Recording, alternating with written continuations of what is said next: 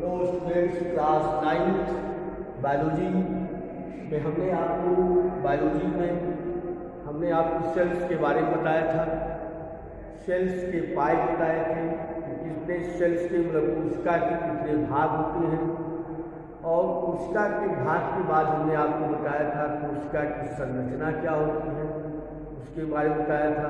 कोशिका का आकार बताया, और इसके बाद जो है कोशिका के आकार के बाद हमने आपको बताया था कि कोशिका जो होती है उसके कितने प्रमुख भाग होते हैं।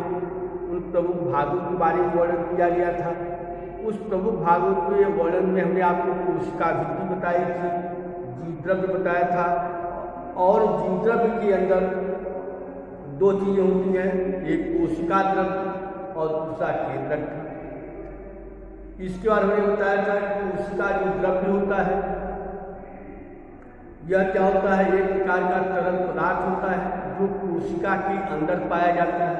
जैसे एक फिगर के माध्यम से आप समझ लीजिए, जैसे मान लीजिए कोई सेल है, ये सेल है, यहाँ पे ये जो है एक सेल है, ठीक। इस सेल के अंदर ये जो होता है न्यूक्लियस होता है, केंद्रक होता है। सेल के अंदर होता है एक न्यूक्लियस हो गया, मतलब ये सेल हो गई, और सेल के अंदर जो होता है एक न्यूक्लियस पाया जाता है। अब इसी न्यूक्लियस मतलब ये जो होता है, इसको हम जो सेल होता है, सेल की आउटर जो बाउंड्री होती है उसको हम कहते हैं कोशिका कला। ये कोशिका कला कहलाती है, जो जंतुओं और पौधों दोनों में पाई जाती है। ये जबकि पौधों में क्या होता है कि ये इसके बाहर और जो है कोशिका पाई जाती है, जिसको हम कोशिका भित्ति कहते हैं। लेकिन ये जो होता है ये कोशिका जंतुओं और पौधों दोनों पाई जाती है। जबकि जो पादप कोशिका होती है वह कोशिका कला के बाहर एक लेयर होती है, यह एक लेयर होती है, और जो सेलुलोज की बनी होती है, और उसको जो है जिसको हम कहते हैं कोशिका भित्ति कहते हैं। और ये केवल पौधों में पाई जाती है, जंतुओं में कोशिका भित्ति नहीं पाई जाती है। यह और कोशिका भित्ति जो होती है वो सेलुलोज की बनी होती है। समझा गया? जंतुओं में कोशिका कला पाई जाती है, कोशिका कला के बाहर जो होती है पौधों में कोशिका भित्ति पाई जाती है, जो सेलुलोज की बनी होती है। अब ये जो होता है कोशिका, इस कोशिका में केंद्रक पाया जाता है। तो केंद्रक को कोशिका द्रव्य क्या करती है, चारों तरफ से घेरे रखती है, और उसके साथ साथ स्वयं कोशिका भित्ति से क्या होती है, या कोशिका कला से होती है घिरी। मतलब ये जो इसके अंदर जो तरल पदार्थ होता है, जो भरा होता है, ये जो तरल पदार्थ होता है, इसी को हम कोशिका द्रव्य, यह कोशिका द्रव्य होता है। कोशिका के अंदर पाए जाने वाले जो तरल पदार्थ होते हैं उसको हम कोशिका द्रव्य कहते हैं। केवल आपको अंतर देखिए, जीवद्रव्य और कोशिका द्रव्य में अंतर यही है कि केंद्रक सहित जो तरल पदार्थ उपस्थित होता है उसे हम जो है जीवद्रव्य कहते हैं। और जीवद्रव्य जो होता है जीवन की भौतिक इकाई कहलाती है, या हम कहें कि जीवद्रव्य जो होता है वो जीवन की मूलभूत इकाई है। यह और जिसके अंदर जीवद्रव्य पाया जाता है वो सजीव कहलाता है, जिसके अंदर जीवद्रव्य नहीं पाया जाता वह निर्जीव कहलाता है। यह अब कोशिका द्रव्य क्या होता है, केंद्रक को हम हटा दें, या केंद्रक जो रहित जो तरल पदार्थ होता है वह जो होता है कि कोशिका द्रव्य कहलाता है। तो कोशिका द्रव्य जो केंद्रक को चारों तरफ से घेरे रखती है, और स्वयं कोशिका कला से क्या होती है, घिरी जाती है।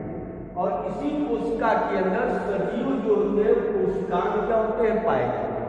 यह जो सजीव कोशिकांग होता है, जो जीवित संरचनाएं होती है, वह इसी कोशिका द्रव्य के अंदर पाई जाती है। इसमें जो पहली जो सजीव कोशिका आती है वो आता है अंतःप्रतिबी जालिका या इंडोप्लाज्मिक रेटिकुलम।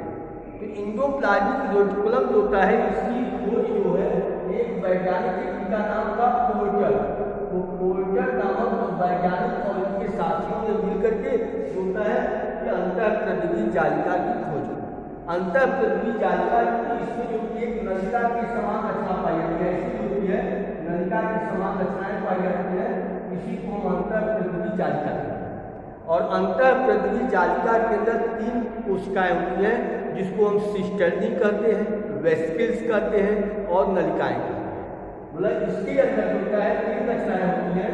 मतलब इसके अंदर होता है अंतःप्रद्रवी जालिका के अंदर 3 रचनाएं पाई जाती हैं, जिसको हम सिस्टर्नी कहते हैं, सिस्टर्नी।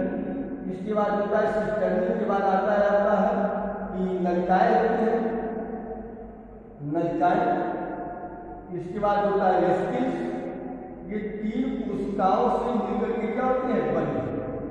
अंतःप्रद्रवी जालिका जो होती है कोशिका द्रव्य में पाई जाने वाली एक नलिकाकार रचना होती है, और इसमें जो है 3 कोशिकाएं पाई जाती हैं, जिसको सिस्टर्नी, नलिकाएं और वेसिकल्स कहते हैं। या हम कहें कि यह 3 भागों से मिलकर के बनी होती है, या ये 3 भाग के कोशिका द्रव्य के अंदर क्या होते हैं, दिखाई देते हैं। इसके बाद अंतःप्रद्रवी जालिका जो होती है वह 2 प्रकार की है। एक होता है स्मूथ इंडोप्लाज्मिक रेटिकुलम या चिकनी अंतःद्रव्यीय जालिका। इसको हम चिकनी अंतःद्रव्यीय जालिका कहते हैं, या इसको कहते हैं स्मूथ इंडोप्लाज्मिक रेटिकुलम। इसको शायद हम ER कहते हैं, इंडोप्लाज्मिक रेटिकुलम या होता है स्मूथ इंडोप्लाज्मिक रेटिकुलम होता है। और दूसरा होता है rough endoplasmic reticulum, rough endoplasmic reticulum.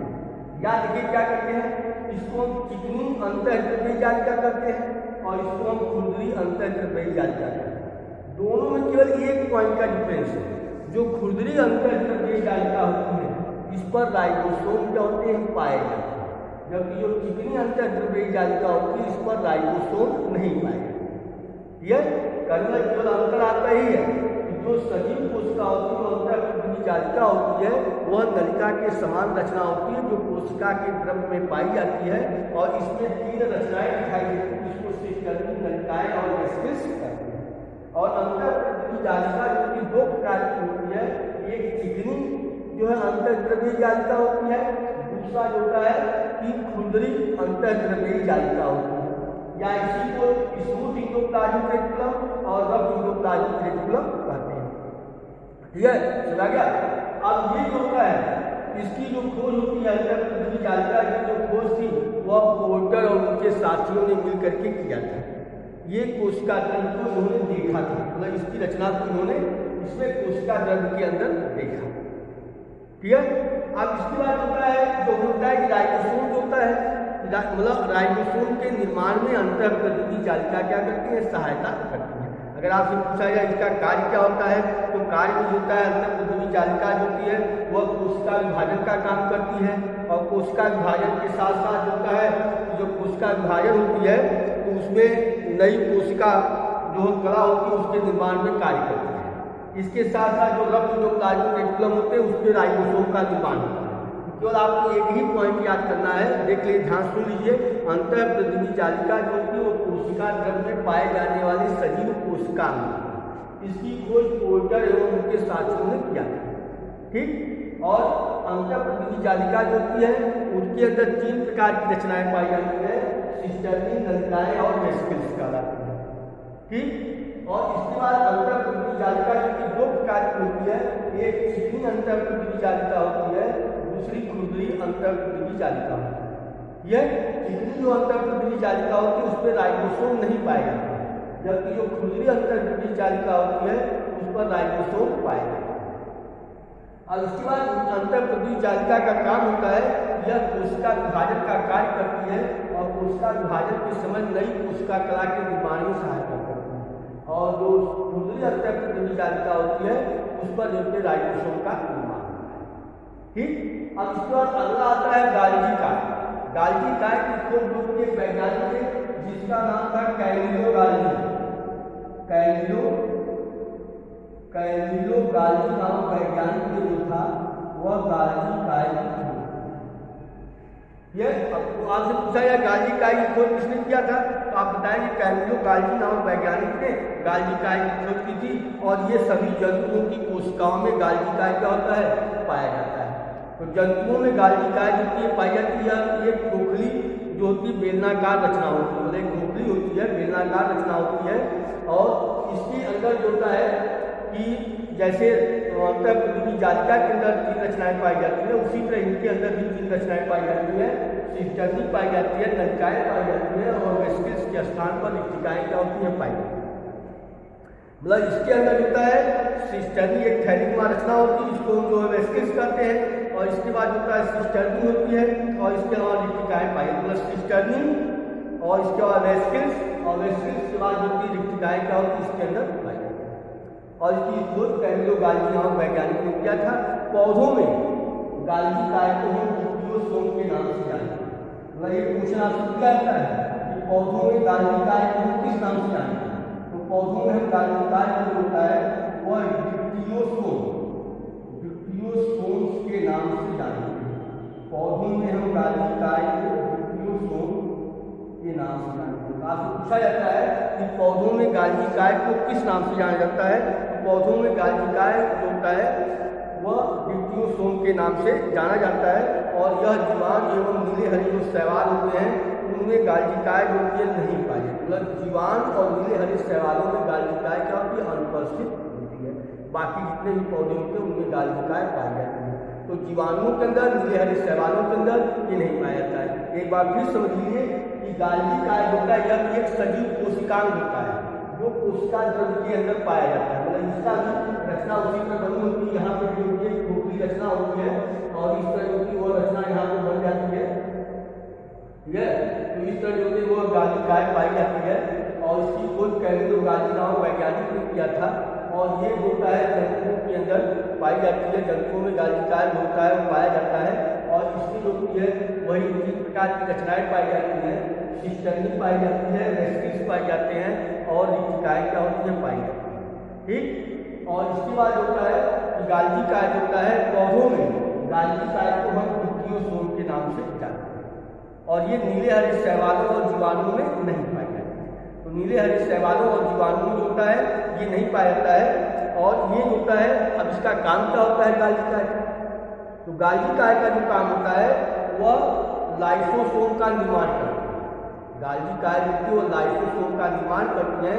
इसके अलावा जो मनुष्य के अंदर जो शुक्र जनन नलिकाएं होती हैं उस मतलब शुक्र जनन में जो होता है गाल्जी काय होता है वह शुक्राणु का जो हेड होता है, सिरा होता है, एक्रोसोम होता है। मतलब शुक्र जनन में जो होता है गाल्जी काय होती है शुक्राणु के सिरे का निर्माण करती है, एक्रोसोम के निर्माण में सहायता करती है। और एक्रोसोम ही जो होता है वह जब फर्टिलाइजेशन होता है, निषेचन की क्रिया होती है तो वह ओवम को जो होता है ब्रेक करने का, तोड़ने का काम करता है। तो एक्रोसोम के निर्माण में गाल्जी काय क्या करती है, सहायता करती है। तो मनुष्य के अंदर जो जब शुक्र जनन लगता है उसके जब शुक्राणुओं का निर्माण होता है तो शुक्राणु जो होते हैं उसके जो सिरे होते हैं उसको हम एक्रोसोम कहते हैं। तो एक्रोसोम के फॉर्मेशन में गाल्जी काय क्या करता है, हेल्प करता है। इसके अलावा लाइसोसोम का निर्माण करता है। अब अगला आते हैं, तीसरा आते हैं लाइसोसोम। लाइसोसोम भी क्या होता है, एक जीवित कोशिकांग होता है और इसकी खोज जो था वह डी डुए नामक वैज्ञानिक ने किया था। डी डुए, लाइसोसोम की खोज जो है डी डुए नामक वैज्ञानिक ने किया था। तो डी डुए नामक वैज्ञानिक ने लाइसोसोम की खोज की थी। और लाइसोसोम जो होता है यह इसके अंदर जो होते हैं जल अपघटनीय एंजाइम पाया जाता है। लाइसोसोम के अंदर क्या होता है कि जल अपघटनीय एंजाइम पाया जाता है और ये जल अपघटनीय एंजाइम जो होते हैं वह छोटी छोटी जो थैलियाँ होती हैं उनमें भरे होते हैं। और लाइसोसोम जो होता है ये क्या काम करता है कि जो थैलियाँ होती हैं जो गाल्जी काय के समान थैलियों का निर्माण करती हैं या जो जल अपघटनीय जो एंजाइम्स होते हैं वह कोशिका के अंदर जो होते हैं जब पहुँचते हैं, लाइसोसोम जो होता है जब कोशिका के अंदर पहुँचते हैं तो खाद्य पदार्थ जो होते हैं उन खाद्य पदार्थों का जो है पाचन करते हैं। मतलब जल अपघटनीय एंजाइम की सहायता से लाइसोसोम होता है खाद्य पदार्थों का पाचन करता है।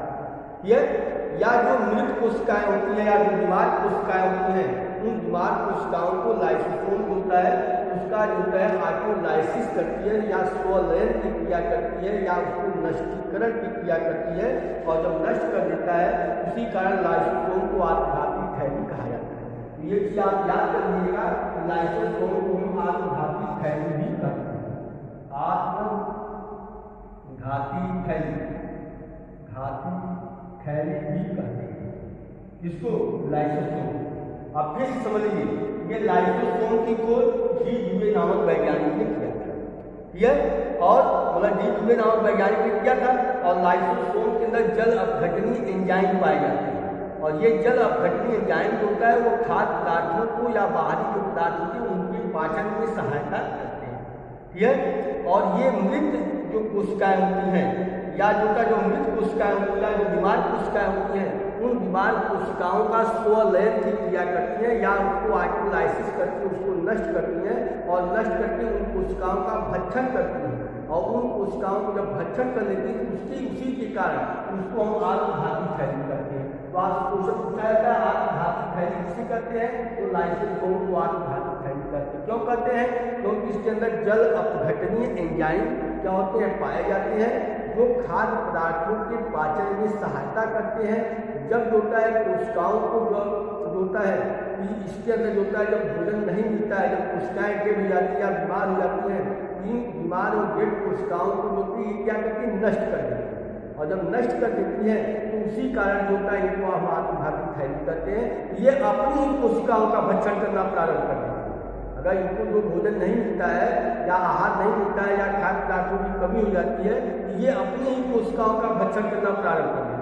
जब अपनी कोशिकाओं का भक्षण करना प्रारंभ कर देती है उसको जल अपघटनी मतलब आत्मघाती, तब उसको हम आत्मघाती थैली करते हैं। जब अपनी कोशिकाओं का एक भक्षण करते हैं उसको हम आत्मघाती थैली करते हैं। तो आप याद रखिएगा लाइसोसोम की खोज डी ड्यूवे ने किया था और लाइसोसोम को आत्मघाती थैली।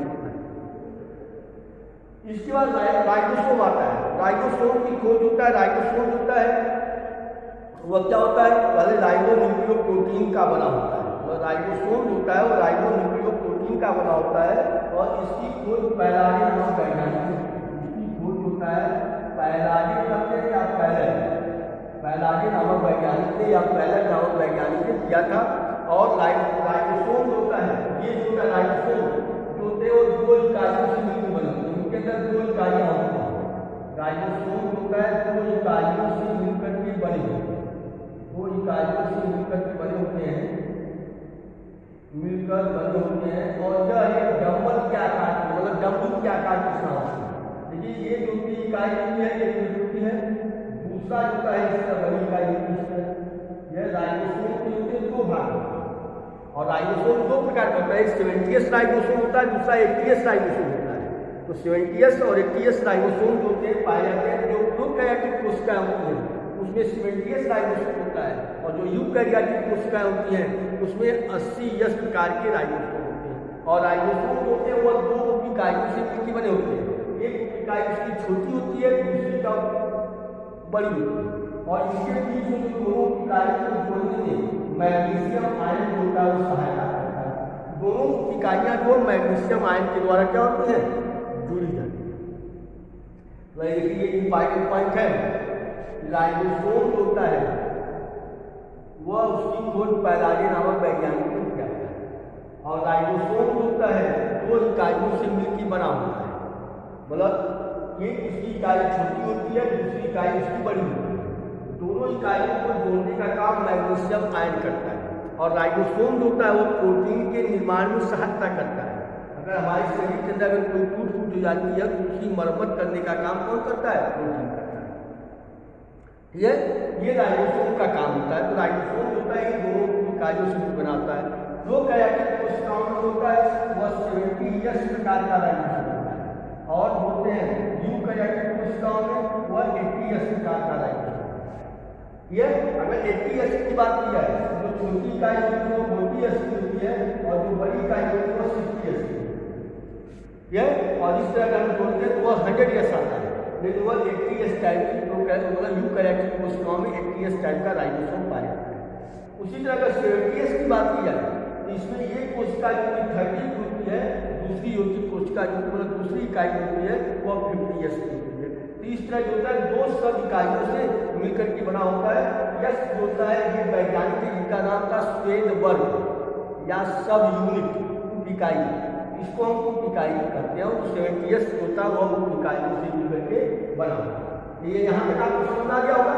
अब इसके बाद आगे और अगला जो होता है जो 5वां है वो आता है वो है कारक कार्य। या सेंट्रोसोम, तारककाय या जो है सेंट्रोसोम।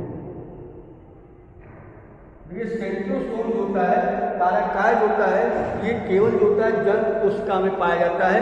पादप कोशिकाओं में तारककाय क्या होती है, नहीं पाई जाती। मतलब ये जंतु कोशिकाओं में तारककाय पाया जाता है और यह केंद्रक के समीप होती है, केंद्रक के समीप होती है। और इसकी खोज जो है, इसकी खोज जो होता है कि वान बेंडेन नामक वैज्ञानिक ने किया। तारककाय की खोज की वो वान बेंडेन नामक वैज्ञानिक ने खोज किया था। और यह जो है केंद्रक के समीप पाया जाता है और ये कोशिका विभाजन में क्या करती है, सहायता करती है। और ये केवल जंतु कोशिकाओं में पाई जाती है, पादप कोशिकाओं में जो होता है इसका अभाव होता है। ठीक, और यह एक बेलनाकार रचना होती है और इसमें जो है तारक केंद्र क्या होते हैं, पाए जाते हैं। ठीक, ये मतलब होता है कोशिका। अब इसका सबसे इम्पॉर्टेंट कोशिका आती है, वो अभी आती है माइटोकॉन्ड्रिया। माइटोकॉन्ड्रिया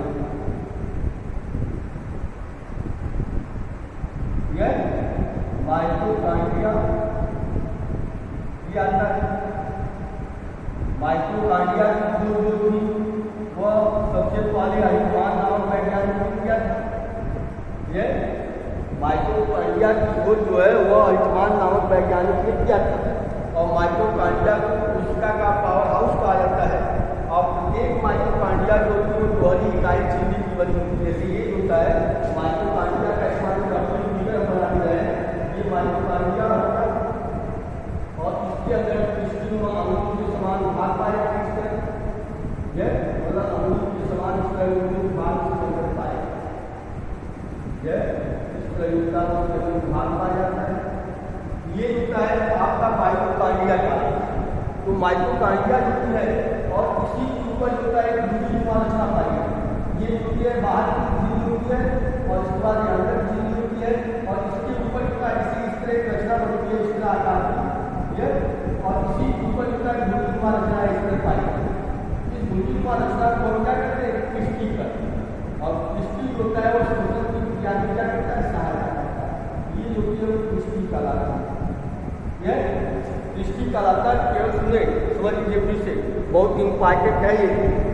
माइटोकॉन्ड्रिया की खोज अल्टमान नामक वैज्ञानिक ने किया था और यह एक दोहरी इकाई झिल्ली की बनी होती है। ये और ये श्वसन क्रिया में जो है हेल्प करती है।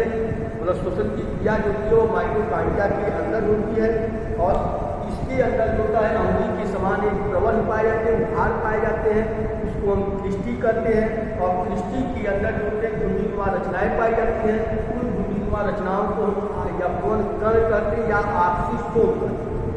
जो घुंडीनुमा रचना होती है उसको यौवन पाइटिल कहा जाता है, यौवन कण कहा जाता है या आक्सीस्टोम कहते हैं। और माइटोकॉन्ड्रिया की जो गुहा होती है वह प्रोटीन से भरी होती है। उसके अंदर हर तरह पदार्थ होता है, प्रोटीन युक्त होता है और उसका भीतरी जो छोटा भाग होता है वह श्वसन की क्रिया में क्या करता है, सहायता करता है। और माइटोकॉन्ड्रिया जो होता है, इसी माइटोकॉन्ड्रिया के अंदर जो खाद्य पदार्थ होते हैं उन खाद्य पदार्थों का ऑक्सीकरण होता है।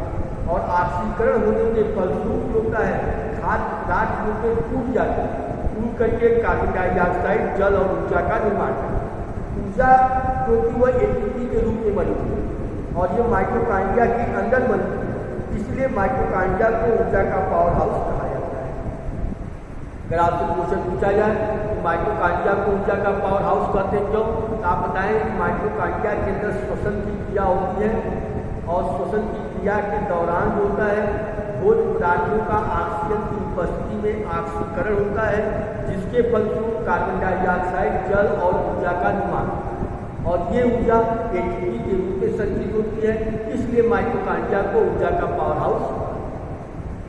और एटीपी का पूरा नाम होता है एडिनोसिन ट्राइफॉस्फेट। ये इसको याद कर लीजिएगा। माइटोकॉन्ड्रिया के अंदर होता है वह एटीपी का निर्माण होता है। ये और माइटोकॉन्ड्रिया को हम ऊर्जा का पावर हाउस कहते हैं। माइटोकॉन्ड्रिया को ऊर्जा का पावर हाउस कहा जाता है। पावर हाउस, माइटोकॉन्ड्रिया को ऊर्जा का पावर हाउस कहा जाता है। ये और उसके अंदर एटीपी का निर्माण होता है। अब एटीपी का दूसरा नाम होता है एडिनोसिन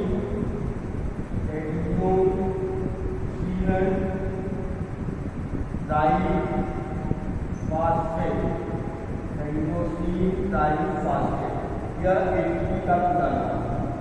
इसके बाद एटीपी के बाद आता है एडीपी, ये एडीपी में एडिनोसिन डाइफॉस्फेट, ये याद रखिएगा। तो फिर से समझ लीजिए एक बार, माइटोकॉन्ड्रिया की खोज अल्टमान नामक वैज्ञानिक ने किया था। और माइटोकॉन्ड्रिया जो दोहरी इकाई झिल्ली की बनी होती है, यह इसके अंदर लिपिड और प्रोटीन नामक पदार्थ पाया जाता है। और माइटोकॉन्ड्रिया को हम ऊर्जा का पावर हाउस कहते हैं। यह माइटोकॉन्ड्रिया को ऊर्जा का पावर हाउस कहते हैं। माइटोकॉन्ड्रिया के अंदर अम्लीय के समान प्रवर्धन पाए जाते हैं, उभार पाए जाते हैं, जिसे क्रिस्टी कहते हैं। यह उसका अंदर की जो कोशिका होते हैं उसे क्रिस्टी कहते हैं। और क्रिस्टी पर घुंडीनुमा रचनाएं पाई जाती हैं। उस घुंडीनुमा रचना को हम ऑक्सीसोम या यौन पाइटिस कहते हैं। और इसी यौन पाइटिस ऑक्सीसोम के अंदर जो है श्वसन की क्रिया होती है।